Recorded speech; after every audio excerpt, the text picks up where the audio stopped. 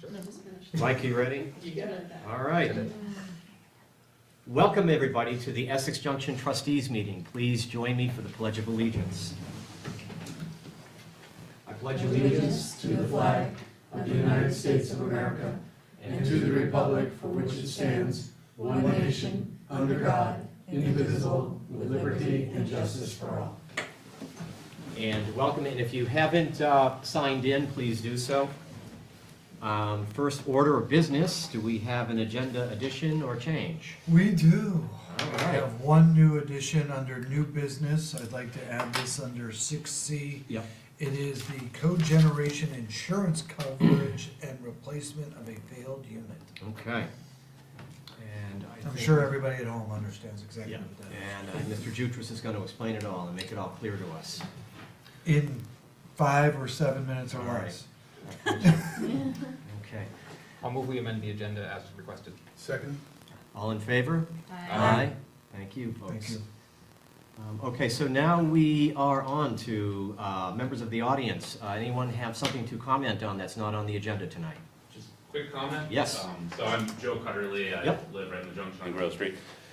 First, I wanted to thank the trustees, Evan, for the work they've been doing on the path, putting in the bushes to help try to stop the folks hanging out along the wall. Unfortunately, I think of the 30 plants that were planted, about 10 have been ripped up already. Really? Sadly. We found a nice pile of vomit this morning next to a bunch of beer cans, or maybe yesterday morning. And the scariest thing is within the last week or so, and granted I think I escalated it too, but my wife and I got into a pretty serious altercation, bad altercation, just yelling with a group of folks that were back there. We were just frustrated. And I hope the village and the board knows how problematic this is. Okay. I think somebody will eventually get hurt back there. I don't think it's a safe place, and so Okay. I really just want to stress that. Okay. This is the first time my wife turned to me when we got home and said, "I don't feel safe in my house." And Okay, that made me very upset. okay. So All right, I I appreciate just that. wanted to share that. I mean, You I know- appreciate everything you've been doing, and I know there's certain limits on what you can do. But I just wanted to share my thoughts. I'm gonna go out on a limb and say there probably are some other things. I mean, I think we went for, to see if this would work. But if it, I think we're all prepared to, we're not gonna back away from it, I'll put it that I way. appreciate it. Yeah, And we spoke to the police again after the altercation, and as I said, I think escalated it just out of frustration, and, I mean, they said, don't engage with these individuals, which I know I shouldn't, but it's still frustrating when sure, they're of back course. there, but- Okay. Duly noted, much appreciated, and know that we're not gonna back away from it. Thank you. Okay. I walked through there the other day, I'm glad you said something, and I thought, oh, they must just not have planted all of them. Because they weren't, it was really random how they were pulled out. So, thank you for bringing that up. Okay. Good. Yes. Yes. Yeah, Todd Odit, Rivendell Drive. Yep. Two things. The first is a request that I be placed on the agenda for your next regular meeting to discuss the request that Rivendell Drive be considered a critical school connection under your sidewalk policy, which would allow and require the plowing of both sides of the street. And in addition to that, I think I would like to discuss with you just the need to re-examine that policy that was adopted in 2005 in general. My second comment, or my second issue is just a general comment that I saw the discussion about possibly co-locating the recreation departments at Maple Street Park. Right. And in reading the manager's report talking about the administrative sort of struggles and being in two different buildings, I think part of that should be looking at locating the village and town offices together, probably at 81 Main Street, just to ease some of that administrative burden and make one-stop shopping for village residents as well. Okay, thank you. We'll put you on the, is that the process? I'm talking to two managers here. So that's the process we put on, we go on the agenda for a sidewalk proposal to put that, I'm not, I believe so. forgive me if I'm not completely familiar with how we go about doing it, so. Steph has looked at the issue. We have a different proposal that we proposed, but we're welcome to have a conversation. I could have Rick Jones here, who is the one who will do it, and then we can have a discussion about the policy. I've spoken to Todd as well. Okay. I didn't know if he was coming tonight or in 2 weeks, but. Did you want to that's add fine. something? Well, the reason for my request is that under the policy, the only provision for a change is switching the side that the village plows. Right, In order to do that, you need to get everyone on the street to agree to do that. right. I don't think that's appropriate in this case. I think plowing both sides is the appropriate thing, considering the provision about a critical connection to schools. So that's why I'm coming to you. It's your policy. It would be up to you to make that decision. I have to just say, I'm surprised that Rivendell isn't considered a major school route already, because that's a connecting route into all the other residential roads, so. So basically, you're looking to get both sides plowed. Yeah. Correct, under the existing policy, but I also think a lot has changed in 13 years, and that We need to look the at policy in total Okay. should be re-examined. Okay, that's a good point, thank you. Okay, we'll put that on the agenda, thanks. Thank you. Anyone else? Okay, so we will move along to our next piece. We have a presentation from Lauren Glendavidian and Dan Logan about Channel 17. Welcome. Thank you so much. Lovely to see you all. Good to see you too. Use the mics. I can just use yours. You can use mine, yeah, and then I'll. You can move mine too, actually. So it's easier. If you have,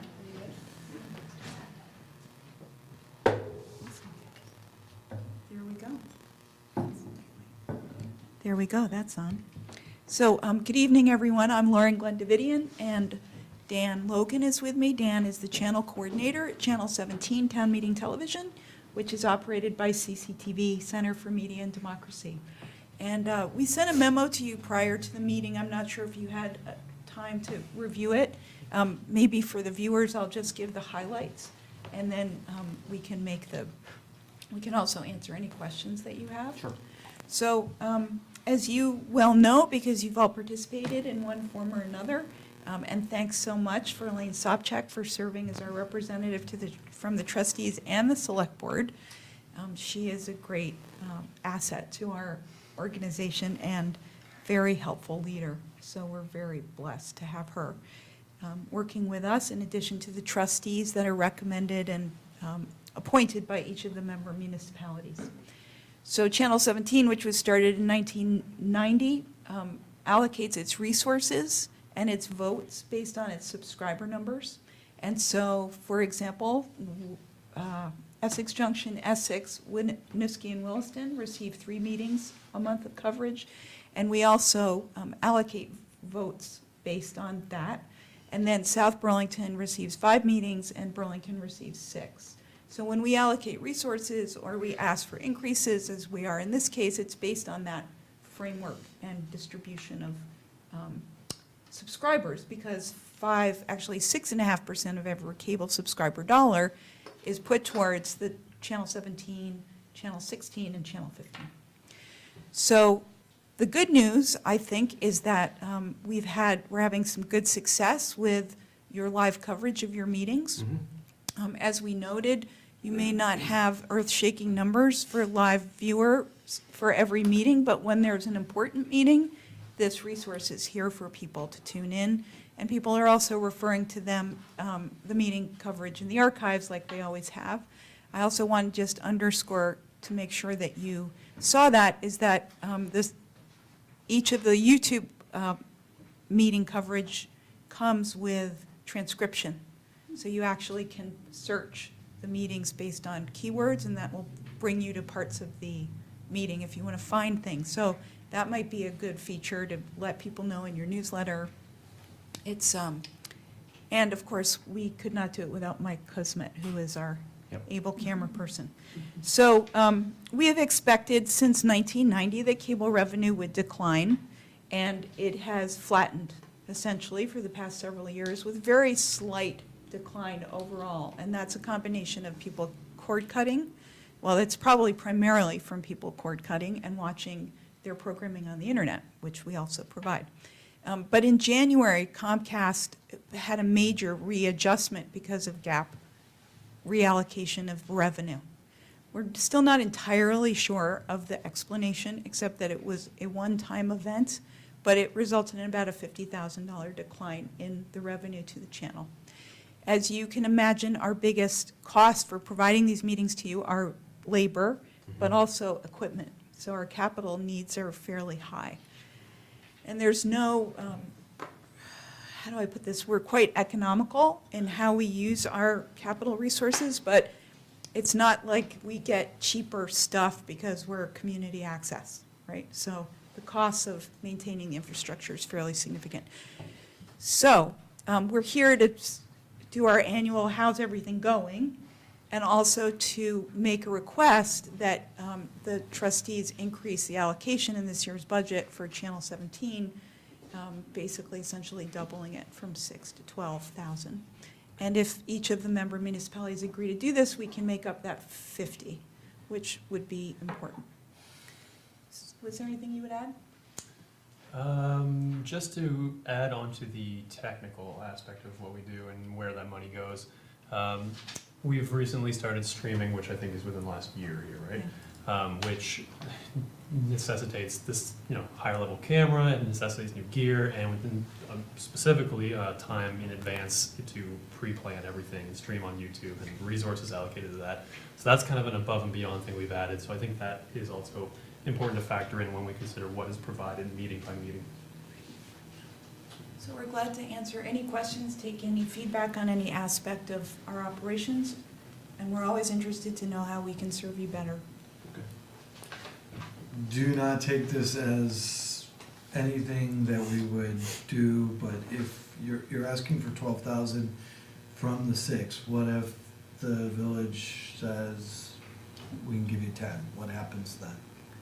I think we'll go with what you can manage. But what would you? We'll like, have if to every village fundraise, did that, yeah, we'll what have to would- fundraise more. So we have a concurrent building of our fundraising strategy. We have along the lines of a public radio fundraising strategy. And we're really at the beginning. I mean, it's a 5-year process for us to be getting up to significant amounts of dollars. Our goal this year is 35. Next year it could be 70. We're not going to see these massive increases, but we need to do that too. So our preference is that if you could provide the full 12 would be fantastic. But if you could decide that 10 is what you can afford, and we would be very grateful. Other question? In terms of long-range plans, one of the things I'd be curious on is with the advent and the further, I shouldn't say advent, with the increasing use of social media and whatnot, where do you see Channel 17 CCTV in trying to help leverage that in terms of helping to participate like live events? In the previous Canada forums, one of the things that has been interesting is the ability for people to call in and trying to integrate those features into meetings like this. For those who can't physically attend these meetings, could be a great value add. So I was curious in terms of how that may work into your future plans. Thank you. One thing we've talked about in our coordinating committee recently has been bringing in some internships through the colleges in the area to do some marketing, because that's definitely something that we, at the moment, don't excel in, but we realize that we should. It's definitely a way to reach, I guess, a younger audience in a way, but a bigger audience as well. And I think that's something that we've definitely been talking about the importance of as we've been kind of sitting down month to month and talking internally. I was at the conference that Elaine held for the film and TV industry in Vermont, and met a couple people from universities who, after chatting with them, I think the internships opportunity is a really good idea for us to get some kind of youthful take on marketing, especially with the social media aspect of it, and try to get what we do not necessarily out to more people, but more people interested in watching it. So it definitely is factoring. We're definitely discussing that. But we do put a lot of Facebook stuff out, and I honestly think streaming on YouTube has been a big step. Our viewership is just, yes, it was already available on our website, but it's not available on YouTube, which is a considerably more widely used website. So just that step of streaming, and then the second mic turns off the streaming, it is uploaded directly to YouTube as is, in full, titled, in your as playlist. So that alone increased viewership. And like little things like that, I think, add up.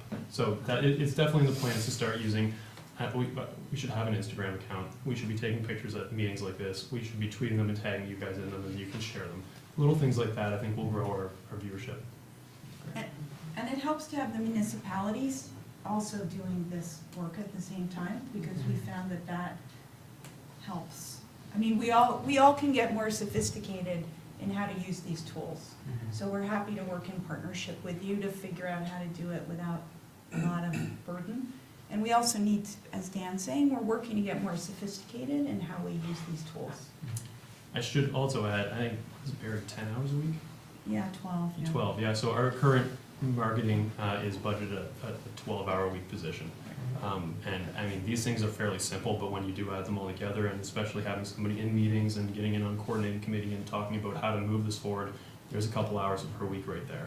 So just based on our quite limited budget, it is tough to find people and time to kind of grow those areas. So I think that's why the internships are a great idea, but I also do think that that's something that, you know, kind of butts heads with our limited resources too. Yeah, and just so that last piece for future, if there's any capabilities of exploring how we as municipalities could take advantage of people who can't physically be here and how to involve them in these meetings, that could be a great future service. Yeah, I think you could pretty easily, we don't have to problem solve right now, we're happy to talk about that more, but you could add a phone. You're live, you know, that's not, you could have, like, call us in the next 10 minutes if you have a question, or people could just call during an agenda item. I mean, that would actually be great television. Phone rings. Hello, I have a comment. Not sure. But in any event, I think that is worth talking about, how we can be more creative in that way. Happy. And I'm sure you could follow up with Evan and talk about Yeah, it. and I also think that with the YouTube streaming, we can comment live. So if there was somebody here monitoring a live stream and people did want to like kind of chime in through a YouTube comment, I mean, the comment section can be a dark place, but it can also be a place where somebody tuning in with a legitimate question could throw one in there that could be addressed, so. Thank you. St. Mike's intern. I know in the past, there's been a push to try to get Comcast to not cut. Is there anything happening now, conversations with them, things we can do as a municipality to try and get some of this funding back? Yeah, there's a couple things. We're right now in, Channel 17 is part of Vermont Access Network. So we pooled our resources as a statewide association of 25 organizations, and I'll go quickly, to basically make a case for continuing funding, which wasn't the issue, but also to get on the electronic program guides and other baseline access issues. Which they hadn't been already in the past. Yes. So Comcast does not want anyone fiddling with their set-top box. They don't want the state requiring anybody to have an electronic program guide as a matter of fiat. So they went to court. As a matter of what? Fiat, like requiring. Okay. So Comcast has negotiated with other communities in the country as a side thing to get on the electronic program guide, but they don't want to be told they have to. So they've gone to court and argued that it violates their First Amendment rights, which the judge doesn't agree with them on that. But there's going to be another 1.5 years of court cases before we even get a new contract with them. They've been responsive to questions that we have, I have to say, but they're not going to budge on giving us much of anything other than we have right now. And in fact, when we started in 1990, we were getting 3 channels. There were 3 channels on a 75-channel lineup, okay? We don't even have channel capacity now. We're just served up from the computer. So they have hundreds of channels. We don't even have a percentage of the territory anymore. So there's a lot of ways that Comcast, and then finally, the FCC is going to be looking at a case, at recommendations to limit municipalities' controls over their rights of way regarding wireless communications. So I'm going to bring that to you because I think it's something you will want to write to the FCC about. So there are a lot of threats to what we're trying to do, and I think it's important to know that this is a little bit of a hand grenade, but the time is gonna come when the municipalities are probably gonna end up paying what it costs to do the production. So you may be at a time in the future paying $30,000-$50,000 for this coverage. Now, we're not, that's not our secret agenda here, but it's important to know that the funding threats are gonna be so acute that if this service is deemed to be important, we'll have to come up with some kind of arrangement, in addition to the philanthropy and the membership and the other things that we try to do to supplement. So I'm an optimist, but I think we just need to be practical, that this may be the direction that we're going, so. But specifically with Comcast, we're looking to some people bylaws. Yes, we are. Short answer to the question. No, that was all good. I just wanted to encapsulate it. Thank you. Lauren, this is sort of drifting off into a side subject here, but and I'm sorry, I remember my communication law from a long time ago, but the initial deal was to cable companies, you've got a monopoly in an area, and so the government will let you have that, but in return, you got to give something for us. You've got to support public access television. But Comcast no longer has a monopoly, so how does this work? Well, they don't think they have a monopoly, but they are using the public rights of way, which is actually more of the argument than the monopoly argument. Okay. So in exchange for allowing you to string your cables in our public property for no money, this is your give back. So that's kind of the fundamental rationale of the Cable Communications Act. But there's just many kind of sideways arguments that essentially Comcast is making, which is, the fundamental one is their First Amendment argument. The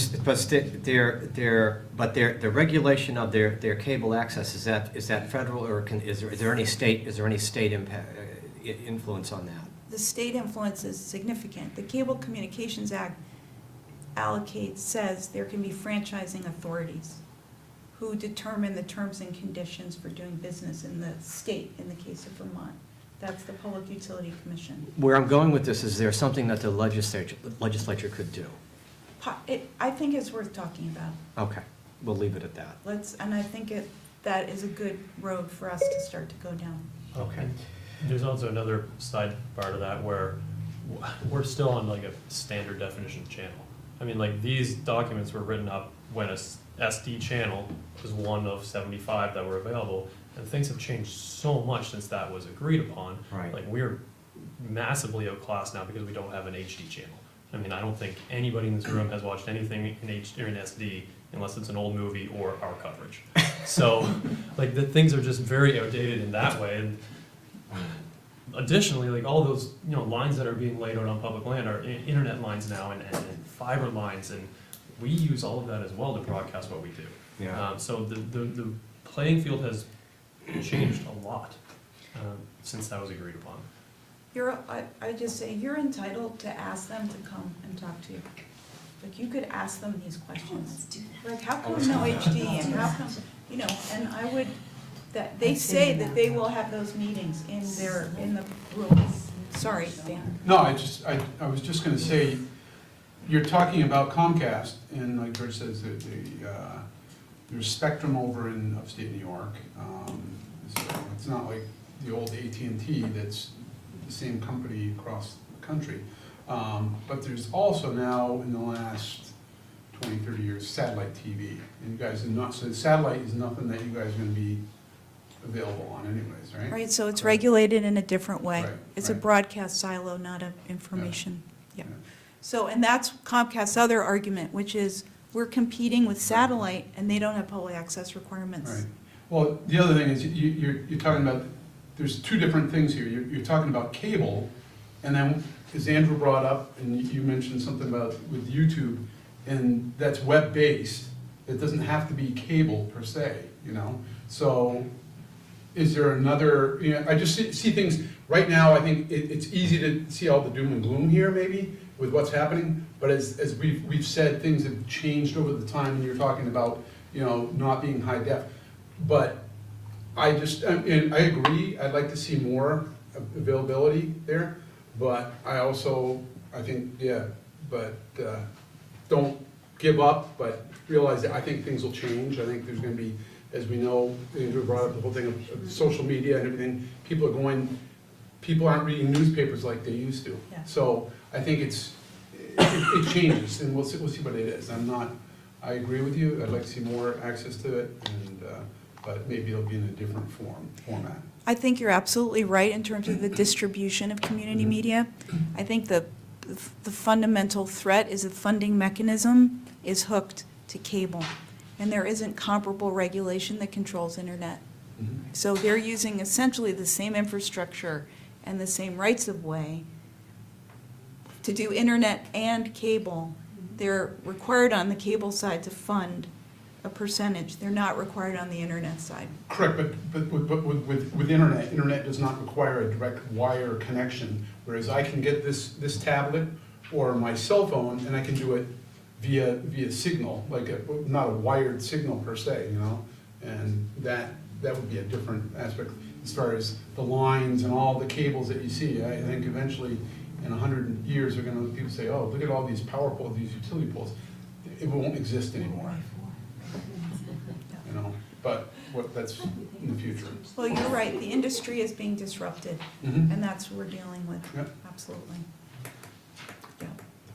I just want to point out one thing, in our packet that with CCTV and Channel 17's report in it, on page 4, the requesting member municipalities to increase their annual contributions. This is a request both to the village and to the town. Yep. So it says in case of Essex Town, but in our case, it's the village, and then a separate request will be made to the town. Yep, gotcha. Of another 6,000 for them. Yep, Did I make a typo there? Oh, it's just that you said Essex Town. Yes, I'm sorry. Yeah. That's okay. That's okay. I just want to make sure they realize that Yes. we're talking about two different. that's okay. Okay. So. Well, I personally, I don't know what we'd do without you. You're a Yeah. critical leg in our communication strategy, and you're essential, and you're the one completely unvarnished. Like, even when we put our own stuff in, we have to abbreviate it, but you people just get the raw data here, and that's the best way to do it. So, thank you for everything you do. And by the way, Mike is awesome. Thank you. So he's been great. We like Mike. Yeah, Yeah. that's great, we do too, we're lucky. So thank you. Other questions? Yeah. I know. One last thing, if you won the lottery, what would you do? I mean, not you personally, but what would Channel 17 do? You probably wouldn't be with them anymore. But if you could do anything, you could. If you could do anything, what would you do if these constraints weren't, what would you be doing more of? Well, I think we would be paying the people that work there more. Mm-hmm. I think the benefits are good, but the wage rate is low for the work, and it's hard to keep people in senior positions. I think we would continue to upgrade the infrastructure. And then in terms of programming, which is what, that's the back end, but what difference would we make? I think we'd be out in the community a lot more, and we'd be doing more live coverage in places where things are happening. Because it's cheap That's the hard for you to part. come to the studio, that's not expensive, because it's Right. already operating. It's Right. expensive to relocate the whole infrastructure. But, for example, Dan's planning a legislative series that's legislators in their native habitat, as opposed to in our studio, right? Let them have your game. Good luck. Out in the woods. You know what I mean? I think you understand the point. Oh, look, there's one now. Shoot her! So instead of doing 13 interviews, legislative interviews, we'll do a half a dozen, but they'll take more time. Yes. Other questions? Everyone good? Thank you very much. Thank you so much for coming. Yes, Thank it's you. a pleasure. And thank you for everything that you all do for our communities. Thank you. Yep. Have fun at your next meeting. Yes, maybe we have one, we're good. Okay. Next up, we have an EV charging equipment grant. Darby, Did we skip the, did we skip something? Yeah. we skipped the copiers? Uh-oh. Wait a second, what do I? Oh, okay, you're right. Sorry. Let's do, we're gonna do the lease agreement first then. Sure. Sorry, Darby. No problem. So what you have in your packet, I'm filling in for Greg, who's filling in for Rob. Well, Darby's next. So in your packet, you have a request for approval of a copier contract. What has occurred is Rob Haluba, the IT director, was cold called for one, like with things saying, would we like to buy copiers? And originally he's like, no, thanks. Cold call. They said, we will do an audit of all your stuff for free. And lo and behold, their audit showed a lot of potential savings.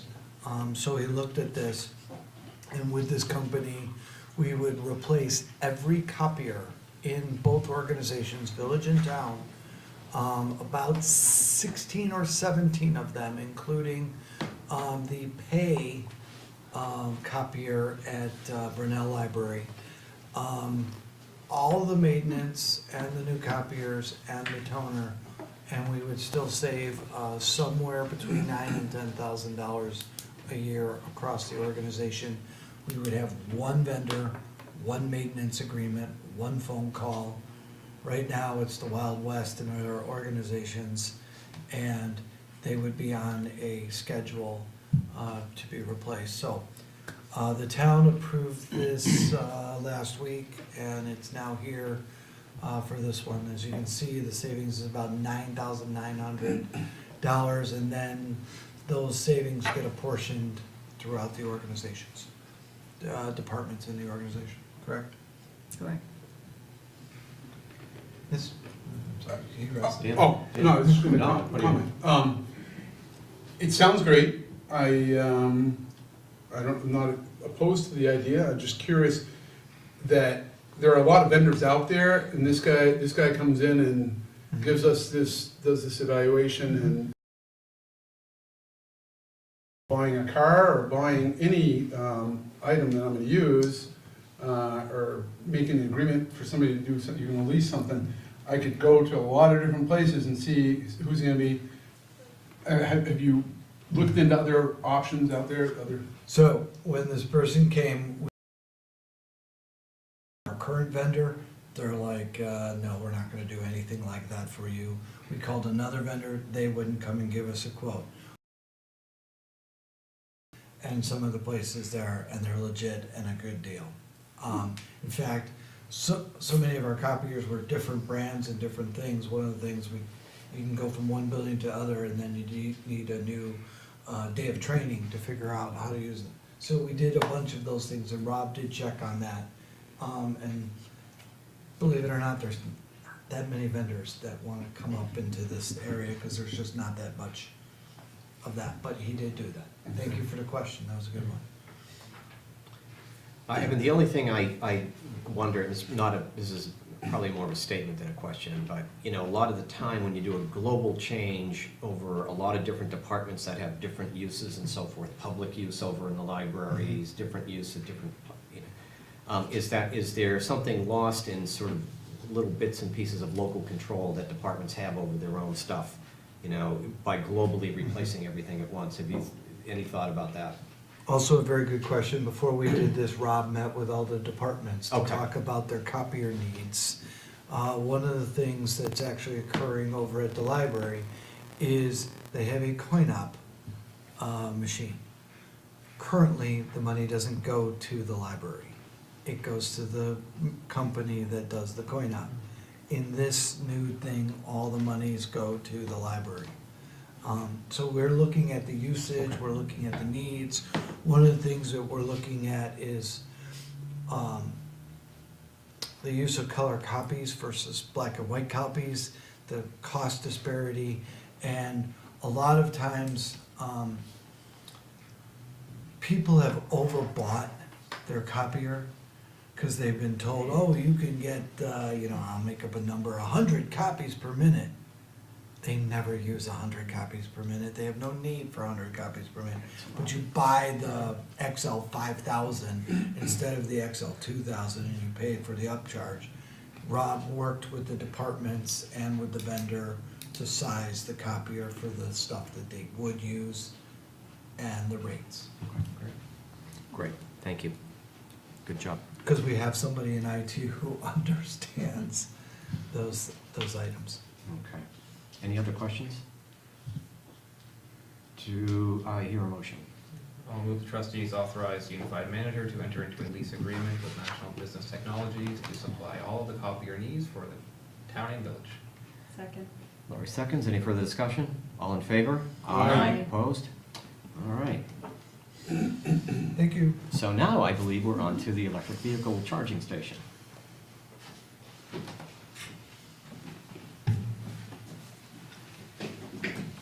All right, good evening, everyone, and thank you for having me here. So this is a little bit of a repeat of what we did about 6 months ago for a grant to purchase a charging station across the street from the Amtrak station. However, there are a few key differences this time. So just to do a recap, this would be a charging station across from Amtrak for people who use electric vehicles. We do have one currently in the Lincoln Hall parking lot. We've had it for a few years, and it's been growing in popularity steadily, surely but steadily. And that's been a really good thing, and we're very happy with that. So we were planning on putting another one in right across from the Amtrak station. Now, the state is issuing a grant that has something to do with the VW settlement, and this one is really good. It's a 90% match, which is almost unheard of.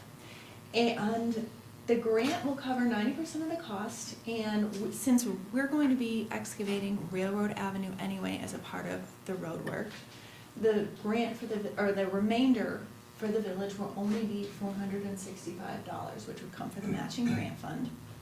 And I also wanted to note another change from this new grant is that this grant only funds dual charging stations, which would mean that instead of allocating one spot for electric vehicles, we would need to allocate 2 spots for electric vehicles. And of course, the price would go up as well. Okay.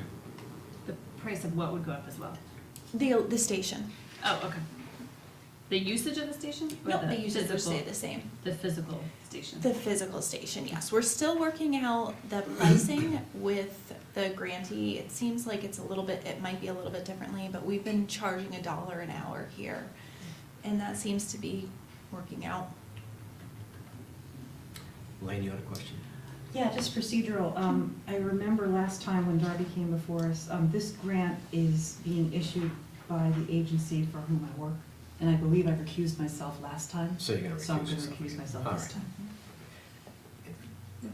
right. time. With the $1 an hour, I'm just curious, is that to cover the full cost, or does that just subsidize the cost for each hour? We pay for a yearly connection fee. I can't speak to what it does for electricity, maybe Lauren. We actually get the money back. Yeah. They send it to us. So in the end, but do we know if that's then paying for that hour's work use of the charger? It's the best guess of it.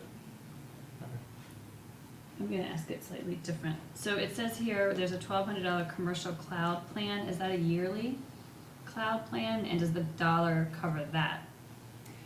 The commercial cloud plan is I believe, a one-time thing, Okay. but there is an additional yearly fee.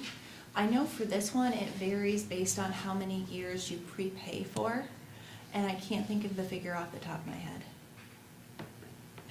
So maybe, Try another way. has anybody looked into, I haven't, has anybody looked into what it costs at any of the other electric vehicle charging stations in the area? To know, is $1 an hour really high, is $1 an hour really cheap? Or are we in the sweet spot? No, I don't think so. Okay. So that's definitely something that's worth looking into. I know we had a driver look into the idea of charging per exactly how much electricity you used, which would make sense. But upon talking to the state, if you can believe this, it's actually illegal to do so because we are not a utility. Okay. So that was a couple years ago. It's possible that things have changed since then, but that would make the most sense as far as charging, but unfortunately, it looks like it's not an option. But that being said, it would definitely make sense to look into other stations in the area. Yeah, that's a good question. Mhm. You said, it's gonna take 2 parking spaces?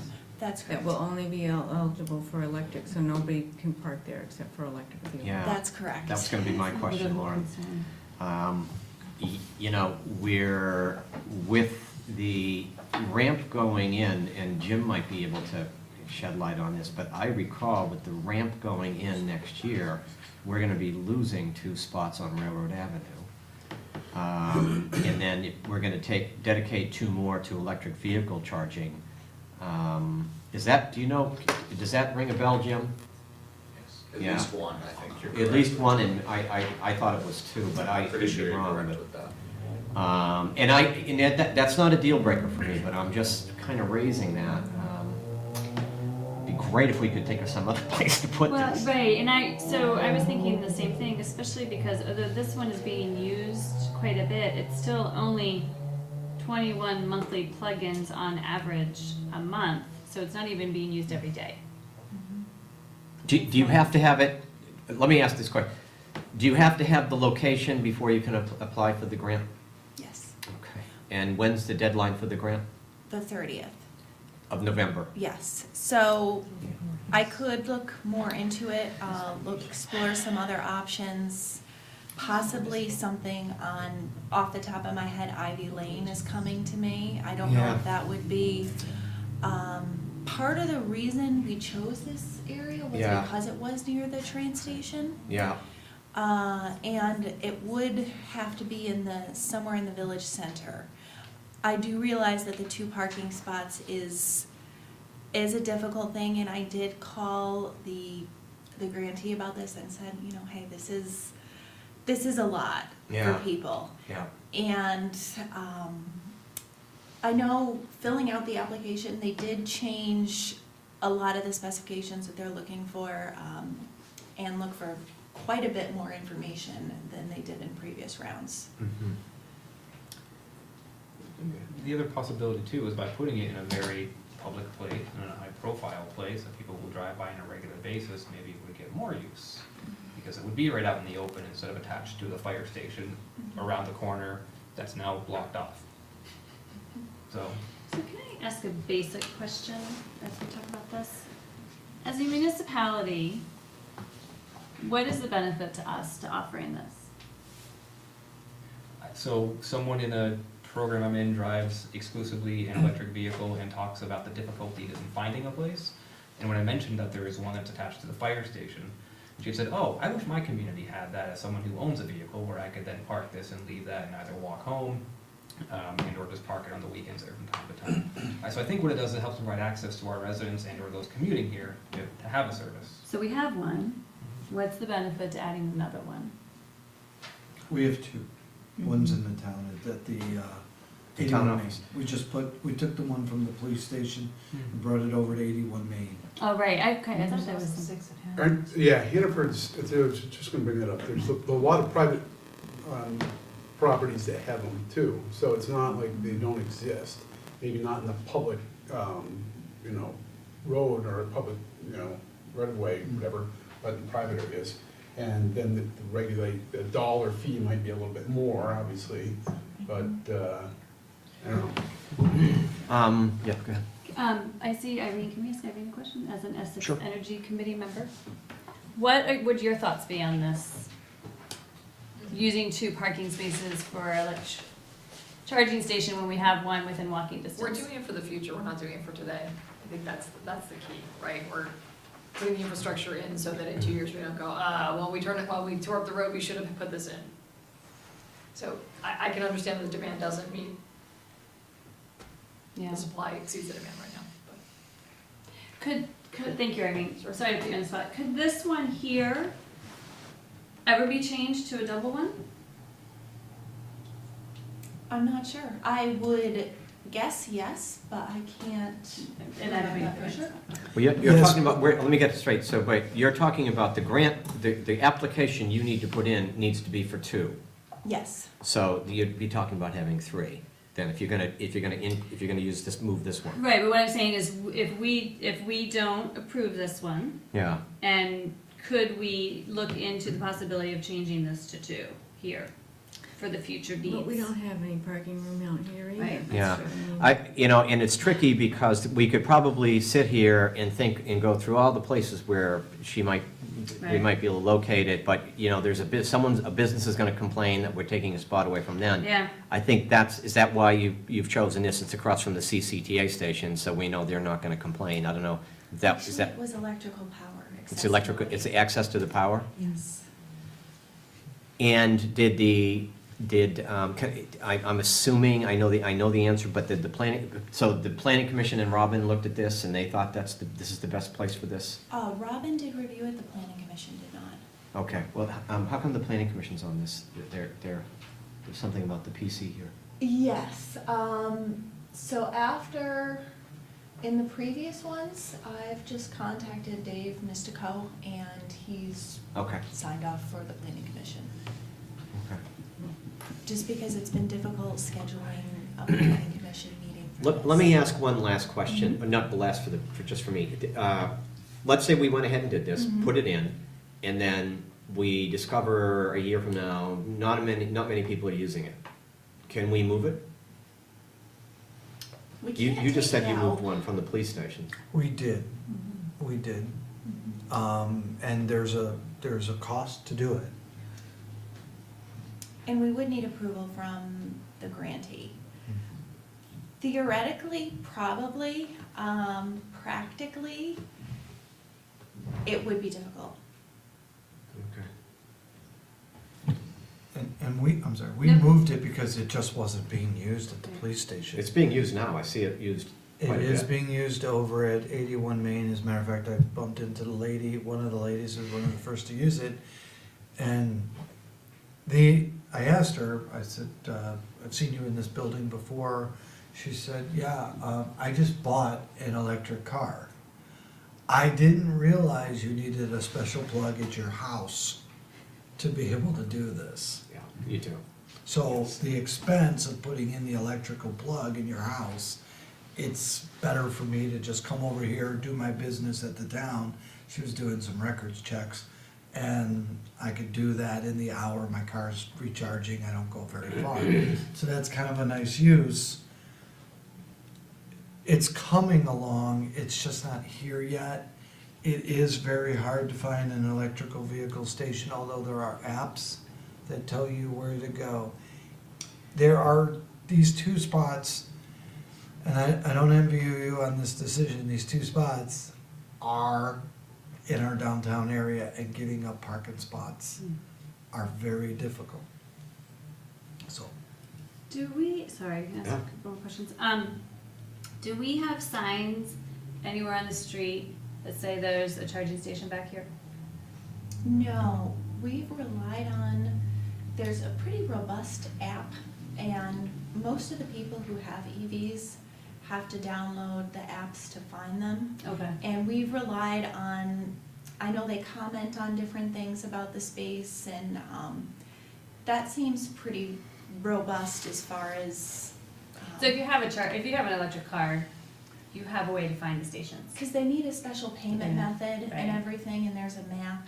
Funny, we should mention it, we just had someone a few days ago come into the office and say, is there a charging station here? I guess he couldn't find it, but he was pinning it on the map. So we knew it was around the area. Yes. Yeah.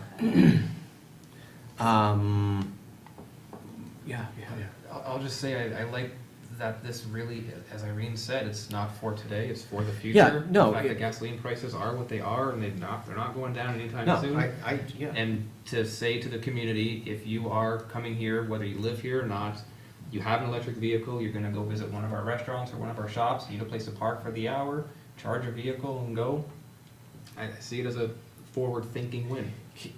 Can you, I agree, I'm just a little trying to just see if we can't do something. Now, if we put it in on Railroad Avenue, can you say, EV charging station 9 to 5 or 9 to 8, so that at the peak hour when people are trying to get in and drop off at Amtrak and pick up at Amtrak, it's a public spot, but can you limit access to it?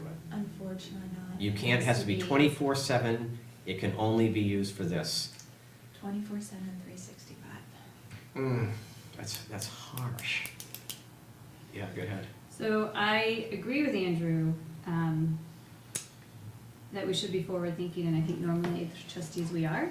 Yeah. But we've had a lot of people come into this room and say, we don't have parking in this village. Yeah. Whether or not it's perception or reality is a whole different conversation.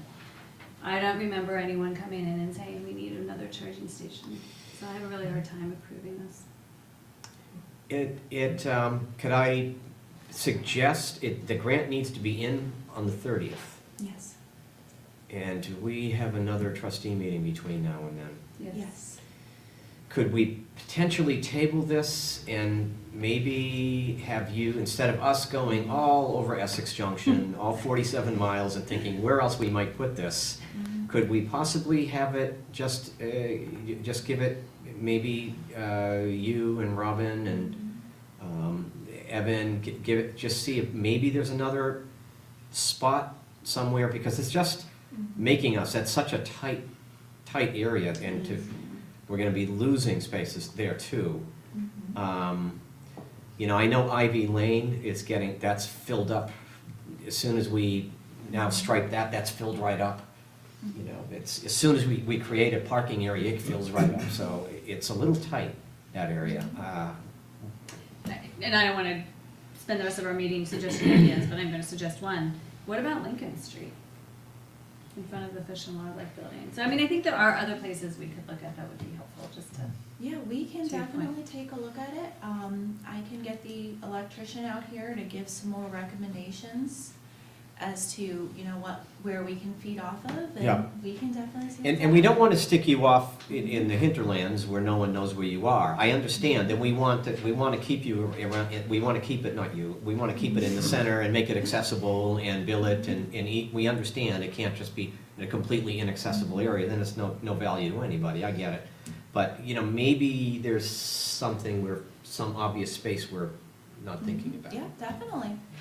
My last comment question, does it have to be on municipal public roads, parking lots, or can it be on private? I'm thinking municipal, I think municipal, but I'm not 100% on that. I have to take another look at the application. Because if it could be on private, maybe there is a business who'd be willing to offer up 2 spots. Yeah, Yeah. I'll take another look at the application, and that'll be something I'll look for. And like, for example, we don't, you know, we own the Park Street School and the entire parking lot in front of that now. So that's municipal property. I mean, there's probably a lot of little pockets like that around the village center that maybe we could think of.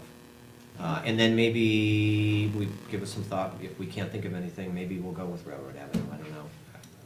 How does that sound? Yeah. Is that a compromise? So we'll put this on the agenda? And probably writing the grant, filling out where you're gonna have it is probably, we can cut and paste something right in there. Okay, I can pop that in. all right. Is that okay? Thank you, Doris. Yes, all right. Thank you. All right, Have a thanks, good Tommy. evening. All righty, where are we? Jim, welcome. Thank you for having me on short notice. You're always welcome. So this is about the cogen insurance coverage and replacement for the failed unit. Yes. Yep. Yesterday, I was in at work, and so was our insurance carrier's representative, and she confirmed to me that they would be covering the loss that we had at the wastewater facility. On August 7th, we lost our cogeneration unit due to a failed circuit breaker that allowed that motor to continue to run without its cooling system operating. So we smoked the engine, literally. We've gone through about 3 months of work to try to get to this point. And we're into the middle of winter and the beginning of winter and heating season where we get the most benefit from this unit. Sure. So what we're trying to do is get approval to circumvent or waive the purchasing policy and the specification requirements within that purchasing policy. The reason for this request is that it's a specialty item. Yeah. The motor is available through multiple sources, but at the same time, the motor is modified for the application. And it involves software. Software is only available to specific people that have been through the factory training and received the credentials, as well as the little maintenance dongle that's required to access and program and tune the engine for emissions requirements. So again, it's a complicated system, and bottom line is we can't have a local company do this. It has to be an authorized service provider. There are a few out there, but I'm not sure they'll be competitive with the manufacturer, but we can certainly look into that. Okay. So the request is simply to waive the bidding requirements for this particular project. Yeah. And also, I'd like to add into that, and it's in the memo without a cost, is to install a secondary circuit that will provide a second circuit breaker that'll provide a backup in case we run into this event one more time. I hope we don't, but it'll be a second protection that should be well worth the investment. And we Yeah. didn't discuss this today operationally, but I think I'm collecting the pricing, and I'm hoping to put it into the capital plan and request a capital plan amendment for this secondary circuit as part of the budget day that we have coming up. Wow. So here's what the second piece reads like. It says, staff is also further authorized to install a secondary power protection circuit with the unified manager's approval in order to prevent this type of failure from happening again. That gets at what you're saying. Yes, but if you're more comfortable with again, I don't have a handle on the cost. So if it's more comfortable to go with the capital plan, we can present it. No, at the I budget. think we need to get this done. But my curiosity is, if you think that that secondary power protection circuit is less than $40,000, then you don't need us. Correct. Right. We just don't know. Yeah, you don't, yeah. Okay, I didn't know if you, okay. Okay, questions? Okay, do I hear a motion? I'll move that the trustees authorize the staff to waive bidding and to proceed with the purchase of a replacement cogeneration motor, generator, and other necessary parts in order to complete the insurance restoration of the failed generator unit. Staff is also further authorized to install a secondary power protection circuit with the unified manager's approval in order to prevent this type of failure from happening again. Do I hear a second? Second. Lori seconds. Any further discussion? All in favor? Aye. Opposed? Thank you, Jim. Thanks on short notice. Sorry this happened, but Things wow. happen. It happened in one other place. It just happened to be Romania. So we had it first. And for the board and the people at home, Jim has really been bird dogging this through the insurance and lawyers process. As you can imagine, not many people are jumping up and down to take blame for what, a couple $125,000. At least 125 right now. Yeah, that's really something. Yeah. So the subrogation is a separate issue. We've got the coverage. We're going to proceed Yeah. with your approval, so thank you. All right. Thank you, Jim. Thanks for coming in. Okay. Okay, we're on to the manager's report. Mr. Manager. In your packet was, I believe it's about 2 pages, maybe, some updates of where we've been. I'm looking up what I wrote a couple days ago. Sat down with Ann Pieda's untimely demise. I sat down with the chairs of the Essex Free Library and the Brunel Library. Just wanted to ask, you know, after a little time had passed, if they had given some thought of any type of direction the Essex Free might want to go in, whether it was to fill the position, to look at ways to work with Brunel. No, nothing at that point, but we agreed that we would get back together in a couple of weeks. Right now, Caitlin Corliss has been, she's the children's librarian. I made her the interim director there. She's doing a very nice job. We've put in some temp staffing as a backup, so they're up and running, except for November 24th, where they can't find coverage, so they'll be closed that particular day. That's the only day they've had to close due to coverage, and it's Thanksgiving weekend. Couldn't get anybody enough people to come in to open the library, so that's where we've been at, and so we'll be working with them a little bit more on that alignment and where they may want to go with that position. It is my appointment, but they have their own library board and their municipal library, so they have different rules and laws than the Brunel Library. So I'll be working with them. Any questions, you can ask me at any time, please. The police department, I want to let you know, they are working on regulations on dogs. Mainly not all dogs, but vicious dogs. And so if any of you have one, everybody's got a dog, they never caused any problems until they do. And usually this is dog-on-dog violence. There are laws on the books if a dog attacks a human. There is very little on the books if a dog attacks another dog. So they're looking into that. Number 2 is nuisances and loitering. We have the gentleman who lives behind the wall that's on the multi-use path. Currently, the village does not have a loitering ordinance. So there's very little to do for the police unless they are doing something else while they're loitering. Noise. One of the things they're working on is the village's noise ordinance is hard to administer, and there's new equipment now that they can literally take their phone, and instead of it being subjective, they can turn the phone on and get a decibel reading or another piece of equipment. Our ordinance is not by necessarily decibel at a specific place, so they're looking at updating that. Last, street names, intersections, speed limits. Every several years you go through these things. The village has changed where signage is or put signage out there, and they update the ordinance. We have started putting in the do not block the intersection hatch marks.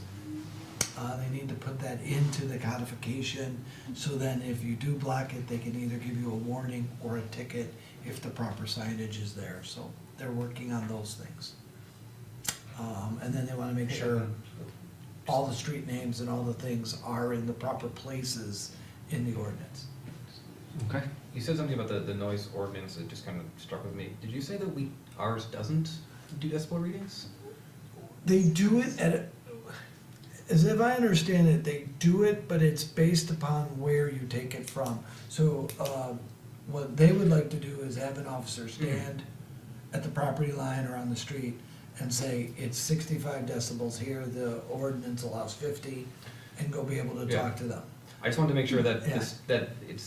ours does have decibel readings. I think it does have decibel readings, Been it's discussed where before, you and- take okay. them from. Just to make sure that anybody And- listening or and seeing this understands to- that we do have decibel Yes, readings within our right. ordinance. And to like one officer, like if the officer comes out and says, well, that's not terribly loud, and another Right. officer comes out there and goes, oh, this is terrible, you gotta stop this immediately. Right. We wanna take out the subjectivity. Yep. If it comes up with a reading at a specific place, he or she knows Yep. to go talk to you. I just wanted to ensure that it was known that we do No, have decibel we do have readings on our decibels, ordinance. it's how they, Okay. I'm sorry, Great. how they do it. Sorry, in the past, we've had very particular conversations about this very topic, especially when there are events at the expo. And the expo has gone out and hired particular contractors to record decibel levels at multiple places to provide evidence that they're not violating the code to satisfy neighbors' complaints. I mean, this is a big contentious issue, and I'm a little concerned. And I think we would, and I'd have to talk to the chief, I think we wanna continue to do that for those large For that, events. okay, because I would be very concerned that we would remove that level of particularity and go with an app on a phone. I think that would make some people very unhappy if we reduced it. I think this is, and I'll talk to him, I think it's more for the localized version of it. Staffing into Lincoln, about 5-6 weeks ago, several senior staff members started doing some office hours here in this building. To my left, Lauren is one of them, Sarah Macy, the assistant finance director, Travis HR, myself, Susan Hill, McNamara Hill, Greg Duggan. Somewhat mixed results so far. It is one of the things is we do a lot of meetings, so sometimes we're in the building, sometimes we're at 81 Main, sometimes we're somewhere else. So we're here and sometimes we're not.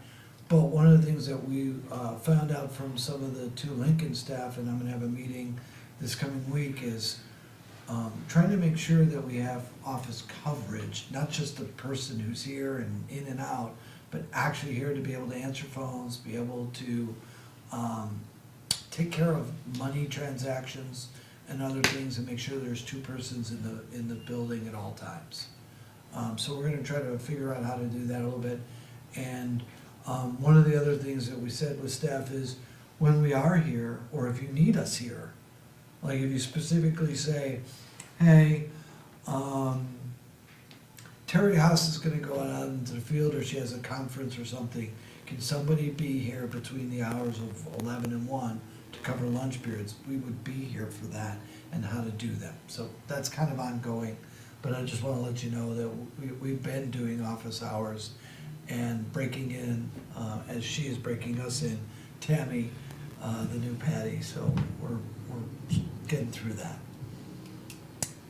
Can you go up a little bit?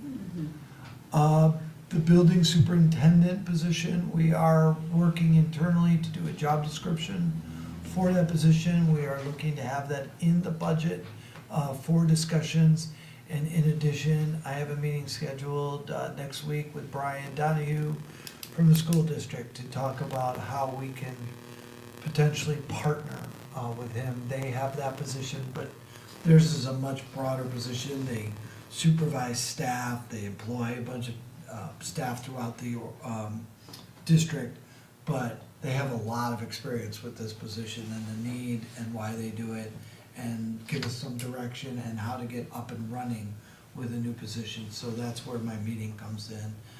Also in the future, they've said, while it's early, we could think of ways we could work collaboratively, village and town to school district, including some positions in some of their trades that they have on staff. So it's worth the conversation. Subcommittee on Governance, they are meeting tomorrow night Yes. at 6:30 Here. here. You all did hire Dan Richardson. He is diligently working on producing the answers. He did. Yes. And those. Well, no, he's finished those. He's got We should have those. everything should be done by now. Right. And one of the things that, he did as sort of an extra is, he even is posing questions to the board members, not just the subcommittee, but the board members, of things you should be thinking about as well as you go through this process. I thought they were spot on type of questions, and probably the types of questions you want in your mind as you go through your discussion on the scenarios that you posed him. Yeah. Next one is handicap doors. Worked with Dennis Lutz, Luann, and others on the senior center doors. They were here a couple of meetings ago. We did identify what needed to be done. That work is about $7,000 to $8,000. Originally, we looked at the possibility of using village funds. In talking with Ally from the town rec, she has impact fee funds from the town. Many of those seniors are town residents as well. So she recommended that. I worked through Lauren, and we agree that that's a great use of recreation impact funds. And so I have a meeting, who is it? It's either this week or next week with some of the seniors that brought up the issue, to tell them what's going on, what we're able to do. And then once we get that, we will sign a work order and put it in the hopper for the installation of those doors. Thank you. That's Thank the you. last one. And I Leave it guess, there.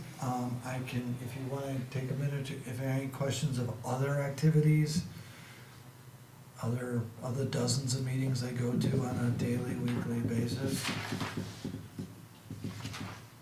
I'll just take a moment and add that the subcommittee, the governance subcommittee meeting, it is absolutely appropriate if one of the trustees or selectmen wants to come and sit in the audience. They're not sitting at the table, but any member of the public can come and sit in the audience and ask a question in the audience to be heard. Their presence does not violate open meeting law. So in case you're just got nothing to do tomorrow night. It's probably the only night there's no football, but thank you, and I just, thank you to George to remind me to do an update, Yeah. here and there, so. Yeah, thanks. Trustee comments, questions? I'm just gonna add one thing. I think in regards to the retaining wall on the multi-use path, I think it's time to, you know, we tried the low impact thing with the bushes, and I went over there and looked at them, and it was a great idea, but clearly some folks are determined to have their way, and I think I really do urge staff to maybe think of a physical barrier. I don't think that we're gonna, unless it's outrageously expensive, but I think a fence or more masonry over there that makes it inaccessible, I really think that that's where we're gonna have to go with this. Yeah, and I agree, and thank you, George. And the only other thing I would say is, and I don't know how this can be fixed, but part of the issue is not just the wall, but that you really cannot see. If you're at either end, you cannot see by that wall. And I will say, if I start walking down the path and I see someone, I turn around and go another way. So I don't know if it's more lights or camera. I mean, I know all that stuff is expensive, but that's part of the issue too. I think it's whether there's a I think it's wall or not. happening during the day, Lori. I It's think a happening all light the issue. time, yeah, exactly. I think with the changing weather, I think that's one good thing, it's gonna lessen. I think with warmer temps, you got people hanging out at night, as soon as it's 10 below zero, 20 degrees out there, I would highly doubt you're gonna see many people hanging out there, because unless they got a little stove there to keep them warm. Don't give put them it past any, them. Yeah, no, but I agree with it, with what was said here. I think about things I've seen in different communities around the state and other cities around the country, but you can do things, one issue is not necessarily with people sitting on it, but in Burlington, where I used to work, outside of the state court, they put the metal, I forget what they were, but it was just to dissuade the skateboarders from getting up there and sliding their skateboard around there, and it works. And I mean, I don't know what, I'm sure if you talk to somebody in the construction field or someone, there may be some kind of a thing. You go to national monuments or into DC or any, major cities, they have things, just as they do on the cornices of buildings to keep pigeons away. Right. They've got the spikes there. I mean, does it look great? No, but it works, and it's something to think about. Okay. Any other trustee comments? Anything on the reading file, correction of minutes, anything like that? Yep, go ahead, Well, Lynn. the minutes are in the consent agenda, don't we need to? Yeah, we can move on to the consent agenda. Oh, Yeah, we yeah. approved Oh, the you consent- meant the minutes for the other committees. Yeah, sorry. No, I was gonna move the consent agenda, but I didn't know if that's where we were at. I jumped the gun, I was thinking about trustee minutes, not the minutes of the other committees. that Yeah, are in the I'm reading just making sure in case anyone has anything there. Okay, so we're on to the consent agenda. Okay, I'll move we approve the consent agenda. I'll second that. Any further discussion? I have a correction to Yep. the minutes. Kathy, at the beginning of where it says others present, the first guest's name is Joe and his last name starts with a K. Okay. It should be K-U-D-R-L-E, Okay. Cudderly. And his name appears in a few other places in the minutes. So Okay. that's it. Okay, do we need to? I would accept that friendly amendment. Okay. Amendments. I'll second that. So I'll move that we amend the minutes as I think I recommended by. just did I just did that. Oh, you just did that? Yeah. Okay. I thought you were going with this, with the consent agenda, trying to not get out of it. Okay, all in favor of amending the minutes? Aye. Aye. Anything else on the consent agenda? Okay, now go ahead, sorry. I'll move we approve the consent agenda. Second. See, I thought we had already had that motion on the Yeah, me table. too. We did. All right, We did. okay. All in favor? Aye. Okay. Sorry. Trustee Brown really wanted the consent agenda. I want that thing done. I know, it's like, what do you got against the consent agenda, by the way? I'll move adjourned. Second. All right, all in favor? Aye. Okay, we're adjourned. thought you